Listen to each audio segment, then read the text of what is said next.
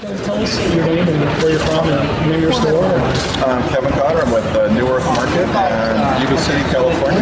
Yeah. I love Yuba City. My cousins are there. Oh, that's right. Yeah. Now, you just opened your first store, right? About 4 years ago. 4 years ago. Yeah. Tell us the story of why you decided to open your first store.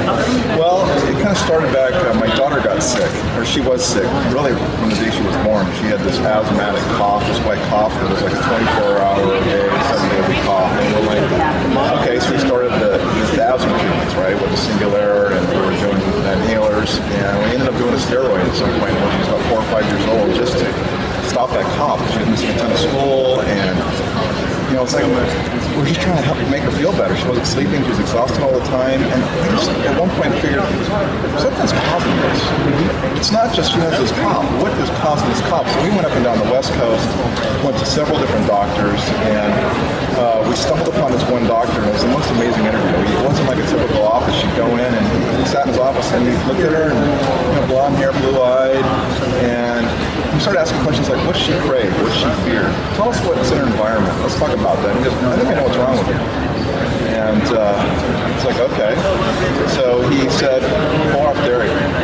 She's allergic to dairy. And sure enough, she was. And that cured her asthma. And so that then led us to a path of like, okay, great. We've checked that box. She's great. Well, she's still kept not doing well in school.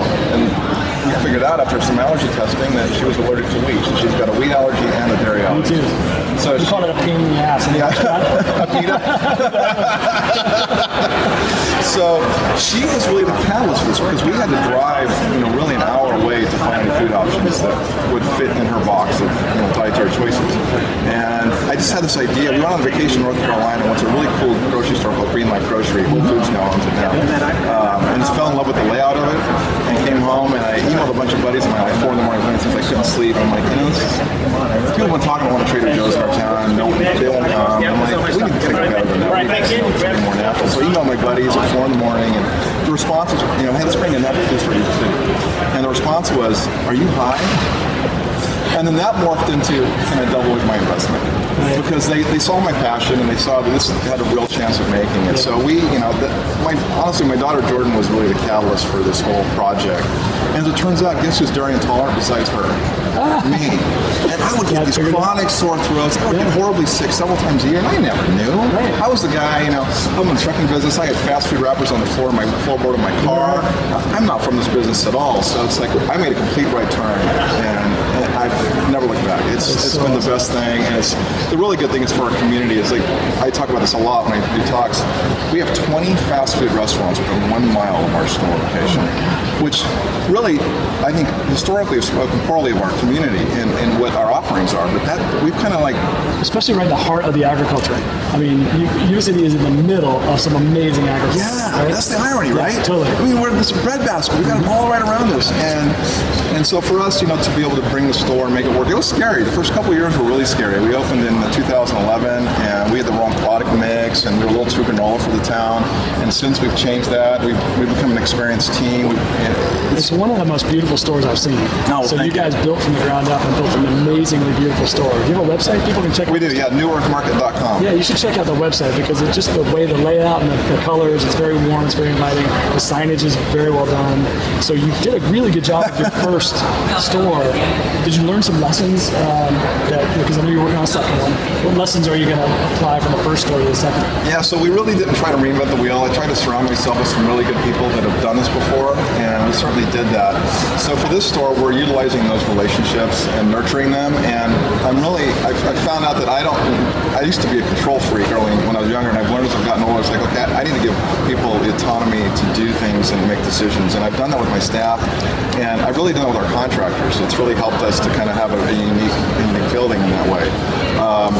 But really, it's those kinds of things, and as you talked about earlier today, it's that relationship. It goes both ways, and we nurture that, and they nurture it with us. And it's very open, transparent. Like we talk about our transparent food systems, we're very transparent with our vendors on what we expect and how we want this store to look and how it to feel. From the products we use, no formaldehyde. I mean, it's top to bottom. We want clean food. We want a clean building too. So we have a very, We've got, like I said, formaldehyde, we use recycled water. I mean, we try to be a LEED certified building, but it's really tough given the amount of power we use, especially in a valley where it gets 100 plus degrees in the summertime. So I hate to say it, but we're energy hogs. It's just, but we're trying to do things that are helping that with doors in a lot of our cold cases that are kind of the new thing right now. Hybrid condensers that use less water because we're obviously having a drought right now, so we can use less water and use more air or have that cycle on and off. So things of that nature, and just being open to the change of technology. Do you sense that matters to your customer? Do they get that? Do they get it? Are you explaining that to them? Do you think they would get it? I think we missed the boat on that. I think we do have a sign we just put up about 3 weeks ago in our store that talks about this building has all of these attributes. Yeah, that's awesome. And it's really cool. We're excited about it. We haven't told our story. Right. We expect everybody knows this. I expect everybody's heard my story, and I've told it 1,000 times. Nobody knows my story. Yeah. And so I was really happy to hear you reiterate to drive home. It's like, I need to start telling my stories. Well, there's a retailer I'll introduce you to, Mom's Market on the East Coast. They're those socially green, conscious companies I've ever seen. The way they tell their story, it'd be worth it for you to get on a plane and go see some of their stores. Mom's Market. Because you would get it. You get it right away. Amazing. Okay. I know you also were talking to me earlier about food service. Yes. And, especially in Yuba City where there's restaurants everywhere, probably mom and dad both working, a lot of dual income kind of housing, etc. Talk a little bit about what you learned from a food service standpoint, because I think a lot of the retailers watching this will probably get some good insights from you on that. So we've been blessed to have a really good chef that we hired from the get-go. His name is Desiree Lebrain. He's trained in France, and he's really driven, and he makes, and his staff, they do wonderful, wonderful things. But consistency's been one of the main things. We have a banned ingredients list that we have in our store, so people that buy from us not only on the shelves also expect that same quality in the food. So we have a consistency level where we have all these ingredients that are not allowed in our foods. For the new store, the food service needs to be bigger. We need a bigger salad bar. We need more hot food offerings. We didn't do enough hot food offerings in our existing store. Things of that nature. I'm trying to think about other things that we do. The freshness of it. It's all about the quality too, and word of mouth. I think one of the biggest things we get from our food is it introduces people to the store. Because people come to the store, and Yuba City is historically, it's an Nabisco, Betty Crocker type town. They don't know natural brands, and so they come in like, this is all foreign to me.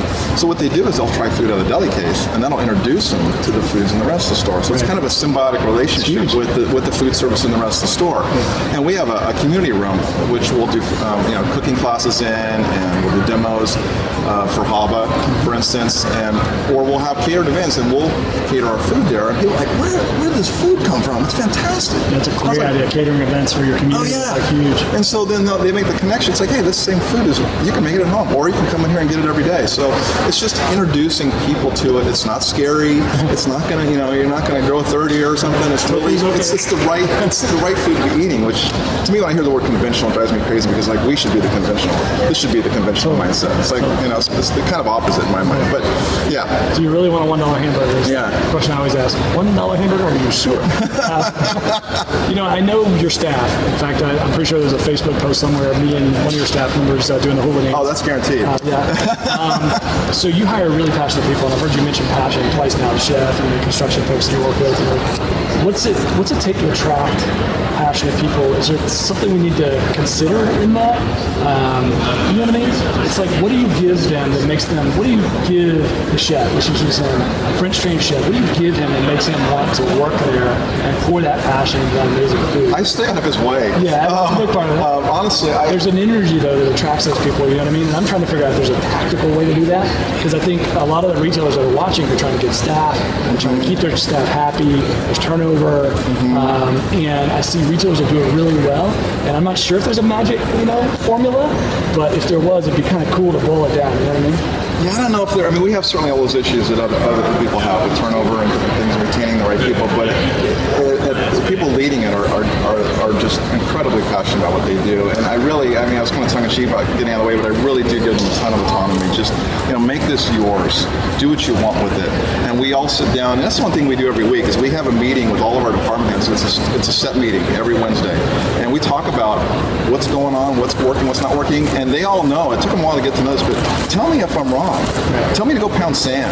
If I don't know what I'm talking about, I want to be told that. So we're to this point now where we all talk like around the family meeting. I love this meeting because we all sit around the table and we all throw ideas back and forth, and there's It's not personal. If someone doesn't like what something's working, we talk about it and we work through it and we'll try something different. So I think that's a really big part of it. Is I'm transparent. I'm open book. We talk about what our margins are, what the P&L looks like, how we're going to move forward, and I think they really appreciate that. That's you. Exchange of information. That's great. I got one more question for you. Okay. Let's say I'm 25 years old, very passionate about health and wellness, extremely passionate, right? And I just came into a lot of money, and I want to start a health food store. Okay. What advice do you have for me? I would do a market study. I think it's important to know where you're going into. Understand your demographic. That's one of the mistakes we made. Is we opened up like a hippie store in a very conservative town. So understand your community, and surround yourself with people that have done this before. There's a lot of great information. I'll tell you, I couldn't have done this. I was in another business. I was doing this kind of moonlighting, building the store, but the internet was an amazing tool for me to go out and like research different refrigeration companies and planograms and different things that I knew nothing about. Mm-hmm. So I kind of did the YouTube school of education on this whole thing. So that helped a lot. But ask a ton of questions and come to conferences like Infra here. Go to Expo. I went to Expo 2 years before we opened. It's just kind of like, okay, I'm like at Disneyland here. What do I do? Which ride do I go on first? And I didn't know the lingo. I didn't know what I was talking about. But people are very cool in this business, and it's a very nurturing business. It's not typical the corporate model. People are they want to embrace you and help you and nurture the process. I think that's the best thing I could say is surround yourself with good people and be open to listen and ask a ton of questions. Great advice, Kevin. I appreciate it, man. All right, man. I really appreciate it. Yeah, good talking with you. Good to see you. Yeah.